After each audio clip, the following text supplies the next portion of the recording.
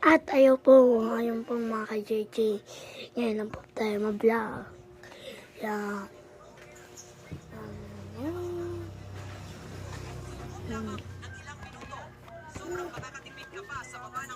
Yan.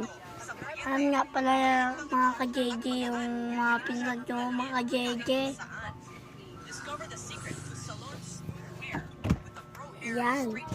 Puro cellphone sila, puro mga ka-JJ. Mga JJ, dito nga pala po si nanay. Yan.